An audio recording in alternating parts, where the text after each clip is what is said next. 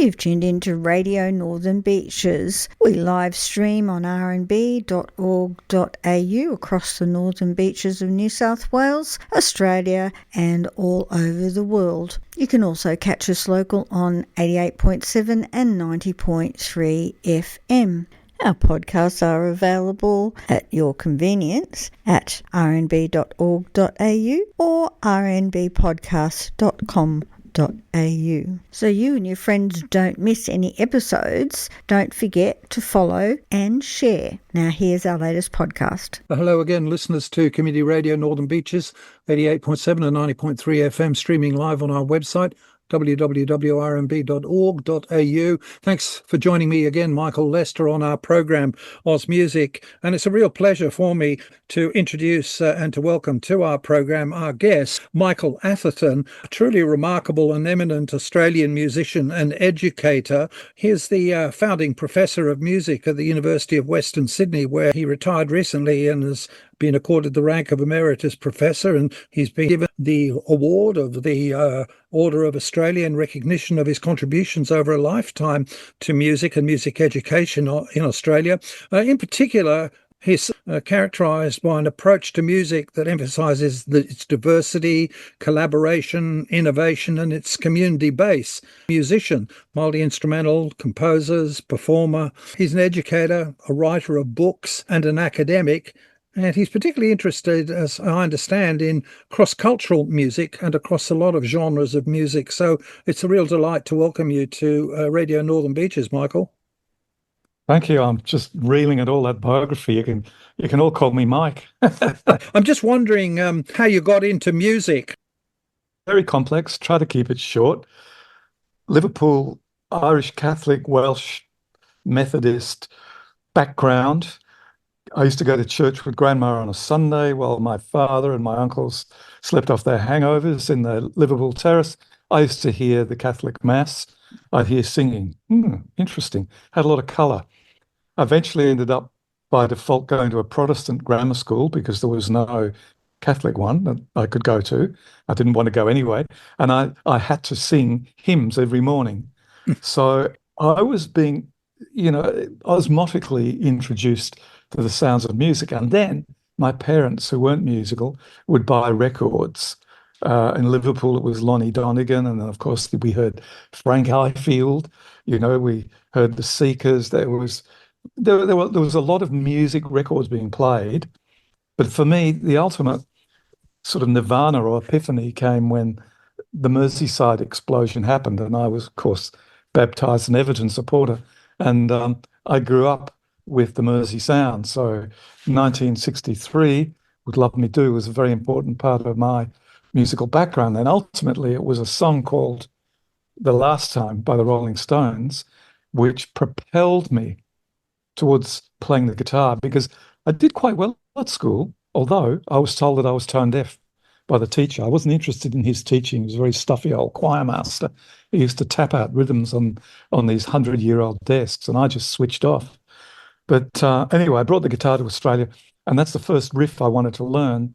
So it's interesting that from that background of being a non-reading musician, of self-taught and everything, that I would end up becoming an academic. I had no idea, but it was that music and wanting to learn this instrument that also helped me deal with living in a pretty ordinary migrant hostel for 2.5 years. So I don't want to sound ungrateful, but it was awful. But it was music that gave me this inspiration.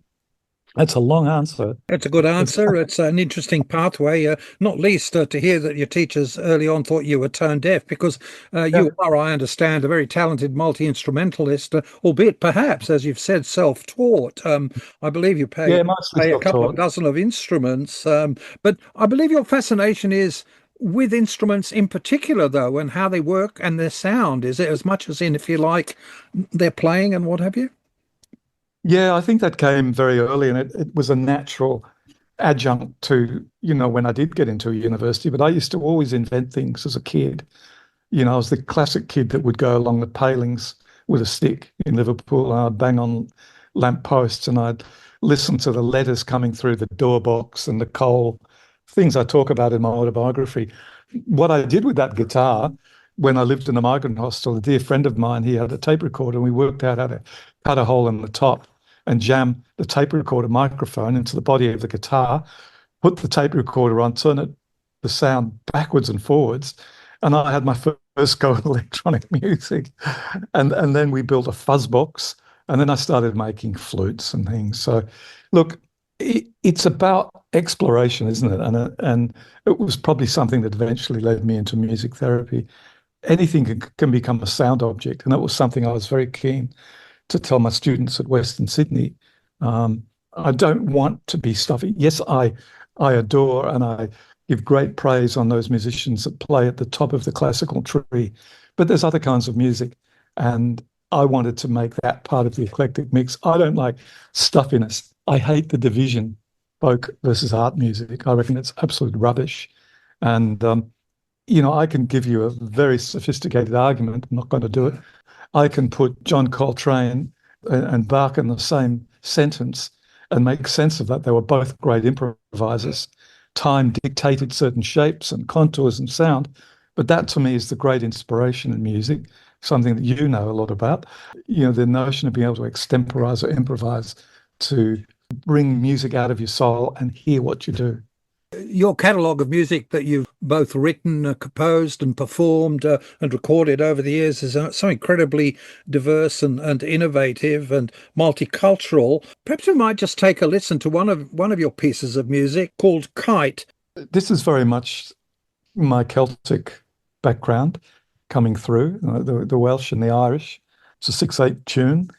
Fascinated with guitars. The guitar on this track is Australian made. I'm playing a bass, and I'm improvising most of the track with an overdub from guitars, and then I put an Irish whistle on the top. There's a visual image of Australian bird life, which I adore. It's one of the great gifts, I think. And the whistling kite is an extraordinary creature. There's an image, but certainly drawing on a lot of what we call vernacular or folk music or music that's related to dance. If you had to characterize me, I'd say it's rhythm and melody that drive me along, not harmony. Mike, you're a music educator as much as a musician, a multi-instrumentalist and composer. What's your general approach and aspiration in introducing people to music and bringing them along in it? To instill in them the belief that they can appreciate, listen to, and make any sound. The first thing I would say is that music is the art of listening. And when I set up the department at Western Sydney, I put a beautiful, huge photograph that I got framed of Miles Davis, and I put it high on the wall of the studio, and he's looking down with his eyes shut, and he's got his mouth over his lips as if to say, be quiet and listen. And to me, that's really important, learning to listen and appreciating being a listener, which means you don't always have to play it. You can hear it and enjoy it. That's what I tried to do. I didn't want to copy the conservatorium. I wanted to offer young people an opportunity to explore their musicality and their musicianship. Sure, if they wanted to play Brahms or Schumann on the piano, they could, but I'd like them also to try and learn a jazz piece. Or if a drummer came along to join the course, I'd say, hey, there's a vibes and a marimba in the next room. Do you think you could perform on that for us in 3 months? I compounded this by, I let a couple of kids into the course who couldn't read music, but they were so passionate about it. So again, it was about connecting with people's soul. And that's why I hate the stuffiness, the division and the kind of the nonsense of, the hoi polloi that something must be better. Look, people do spend thousands and thousands of hours perfecting solo concerti, and I admire that. That's great. I think you'll find a lot of those people respect the humble village musician in Bulgaria for what they can do too. And that's where I'm coming from. Is there a distinction and or a tension between music education in a university music faculty, traditional music faculty, maybe contrasted with, say, a conservatorium of music? Yeah, I think so. There is some permeability, but by definition, the conservatorium or the conservatory is where one is conserving tradition of a high art approach.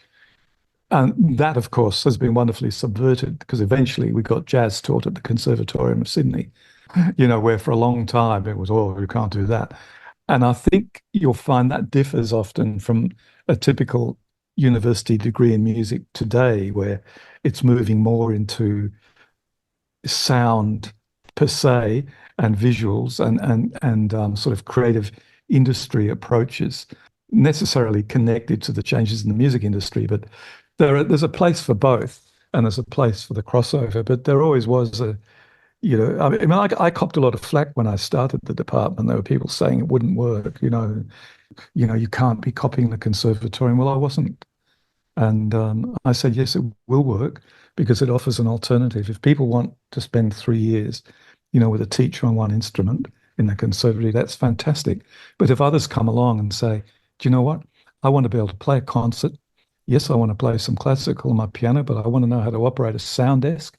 I want to know how to use a PC to write some music. That's what I was interested in, where we are today and what young people are doing. I have to say now, if someone offered me a job to set up a music department, I'd run 100 miles. I'd be too terrified because I couldn't guarantee them any kind of employment unless I came at it from a completely different approach. I think we're going back to a lot of self-teaching. I think universities are crumbling. And I think as AI takes hold, we're going to see an incredible interest in what I call humanly proud, people actually performing or doing something with their hands. I think only this week, Swedish classrooms have said, we don't want laptops and screens during the day. We'll have pencil and paper. You've got all your other devices in the evening. I think it's a very interesting time. I'm here in conversation on Radio Northern Beaches Oz Music with Michael Atherton, a musician and music educator, Foundation Professor at Music University of Western Sydney, Emeritus Professor these days.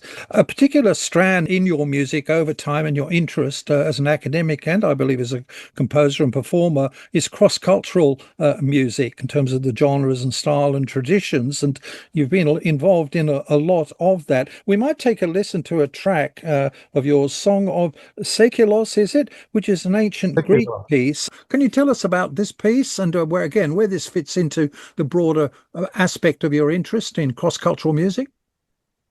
Well, this is about research and discovery and curiosity. This piece of music survives on a stone tablet, on a gravestone, going back to, the year 300 in the Common Era.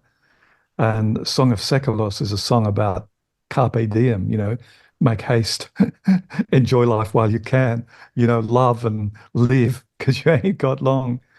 I was kind of inspired in these pathways because living in Australia, you can't help but notice that you're part of an incredible conglomeration of people with cultures and things from around the world. So I met a lot of Greek musicians and I met a fantastic Greek violin maker, Harry Vituliatos, or Cypriot violin maker. He made an instrument for me to play in this music, just as I've met Turkish musicians who taught me the balama. The idea of crossing culture is not to ransack or to appropriate, but it's like a journey of discovery, understanding more about yourself, because all these things are connected. So the Song of Seculos is a good example. I mean, the singer is a beautifully voiced Sydney soprano. She's retired at the moment, unfortunately, Mina Canaridis. She's a Greek Australian who sang with the Brandenburgs and the Renaissance Players that I was in. And so here she is singing in ancient Greek. And I've got this little Greek instrument, the pandurion. And it was part of a project I put together for the Australian Museum many years ago to explore ancient Greek music, which is, like celebrating something that it's hard to know how to reconstruct it. But through that, developing respect for those that in Greece today that are researching that music, which is part of our heritage. We have an incredible heritage of music in Australia from thousands and thousands of years ago till the recent colonization and diasporas. And it would seem to be mad to shut that off. And I hear a lot of young kids kind of embracing that. I did the same with ancient Egyptian music. There's no notation for it, but I created a kind of a memorial, a creative realization of what it might have sounded like based on sources. I went and spoke to scholars and learned how to pronounce ancient Egyptian language. And it's not going to go on the hit parade, but my music's never been about that. Mike, you were for a number of years a member of a group that basically pioneers, and still does it, this approach to world music from about 1980 called Sirocco. And it was a trio initially, founded in 1879.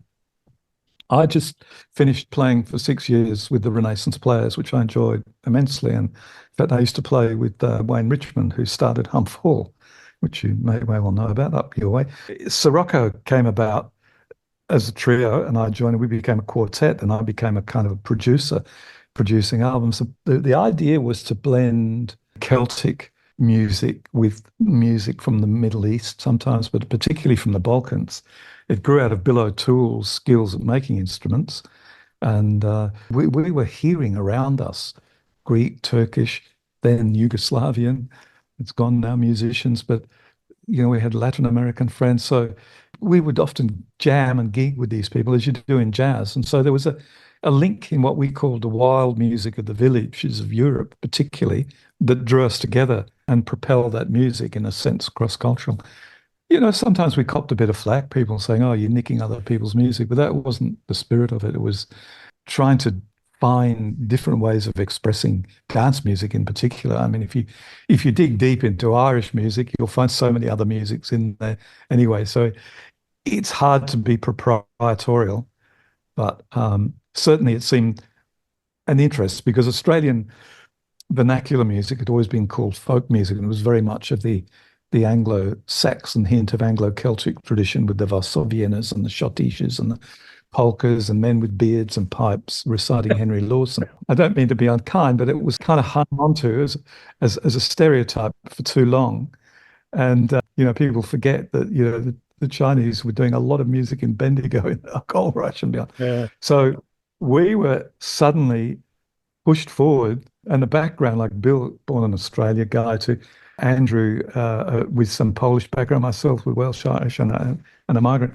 But we were playing music that wasn't necessarily from our birthright, if there is such a thing. And it was wonderful because we were employed a lot by Musica Viva and put in front of classical music audiences. We're typically going to hear string quartets, and they loved us. They used to put us on at Mittagong.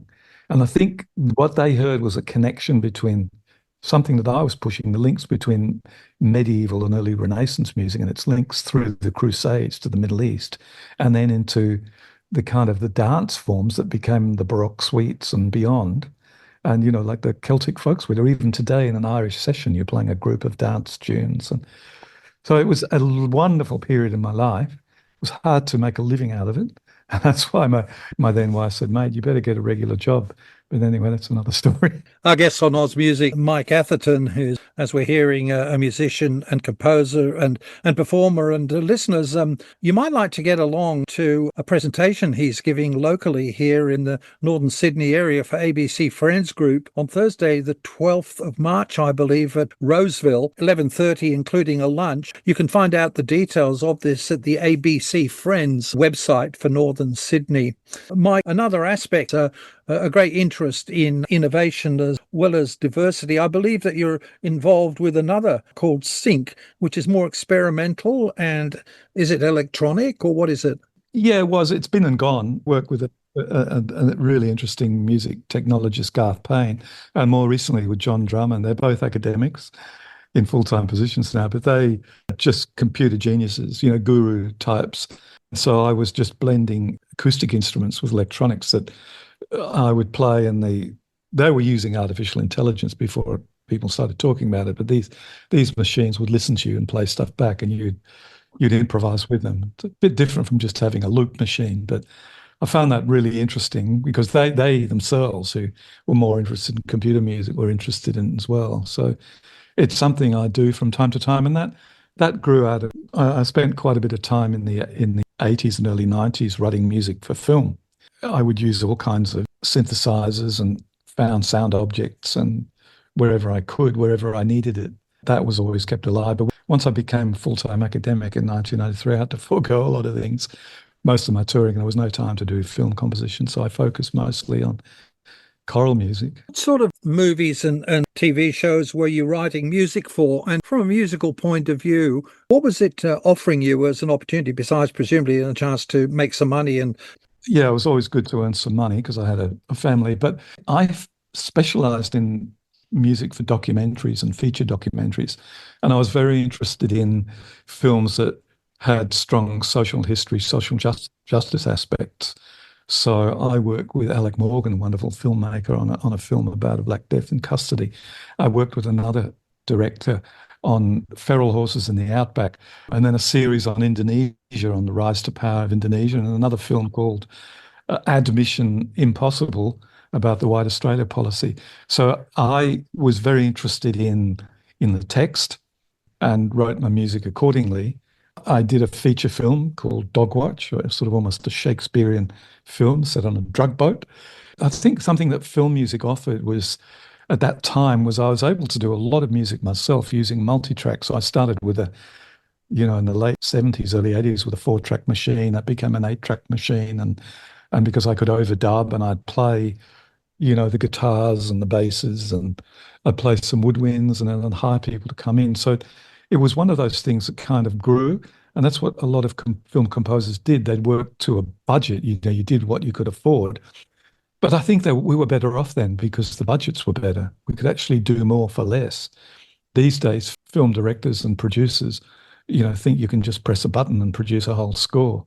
And it's a shame because a lot of the people who developed, pioneered really exciting film music in the 70s, 80s, and 90s were top musicians, sometimes jazz musicians, blues, classical, and they were very eclectic. And I think that's probably the word that's most important. Film music allows you necessarily to be eclectic because one minute you might have to write, a bit of 12-bar blues for a pub scene with background piano, and then you've got some music where you've got to drive the action forward, when something else is happening. So you've got background, foreground. So there's a kind of a theoretical element, but it is part of being collaborative. And I used to say to my students when I was teaching them, don't think that you can go into a film with the big idea. You'll have to be subservient. You usually come along at the end. The house has been painted, as it were, and you're providing enough color. So that for me was interesting because it drew my interest in writing, in character. And we would always say, and I maintain to this day, film music is the invisible character in a film. Take it out, and most films fall over. But most of the film is done when you get into it. So you've got to work with that. I would say that a lot of famous Australian card-carrying classical composers couldn't write a film if they tried, because you've got to listen to film, watch it, immerse yourself into it, make mistakes, and work with directors. So starting with documentaries, you do a lot of stuff in advance and cut to picture. Whereas when you get to a feature film, you're given virtually the final film. You've got to write, between lines, over lines. And so there's a mathematical element, and it's quite stressful. The Oz Music Radio Northern Beaches with our guest, Mike Atherton. Yeah, I guess you're as busy as ever, are you, in your retirement after? I'm nowhere near as busy, and I'm more a one-person band again, but I've been learning my ancestral Welsh language for 2 years, and I'm very delighted to say that this year again I've been selected to perform at the Australian Celtic Festival, and I'll be sort of playing Welsh and Breton. I'm interested in Breton repertoire, doing some songs in that, and I'm working on an idea that came from my book on the piano about the Changi piano, about the piano that helped men keep their lives together in Changi, in the prison. I'm not doing any teaching. I do a bit of mentoring, but I've got 6 grandchildren that are quite demanding, and I have a 20-year-old son who has perfect pitch and is a fabulous fiddler. Both 2 things that I don't have. So that's good. We don't have to come to blows over that. Well, listeners to Radio Northern Beaches, you can catch up, I guess, with some of the performances and work of our guest, Mike Atherton. I'm sure if you Google him, and particularly, I guess, a website, Michael Atherton. Yeah, not the cricketer, just right, the musician. All right. People think I'm Michael Atherton, the cricket captain. I say, no, I'm not. No confusion there, and certainly not in the current situation. And listeners, you can catch him at a great presentation here on the Northern Sydney area, ABC Friends, Thursday the 12th of March, 11:30 through a lunch at Roseville. Do get along details on the ABC Friends website. And a couple of words, we go out on Shetland, recalling back into your Celtic roots, pretty obviously. Yeah, with Sirocco. Thank you very much indeed, Mike. It's been a pleasure listening to your music and reading about your life in music, and particularly great listening to you and having the opportunity to talk with you. Thanks for joining us on Radio Northern Beaches. Thanks, Michael. Thank you for the opportunity. Australia, the lucky country. We've got meat pies. We've got the world's best beer. But most importantly, top of the list, we've got Radio Northern Beaches 88.7, 90.3. Now hitting the entire world on www.rnb.org.au.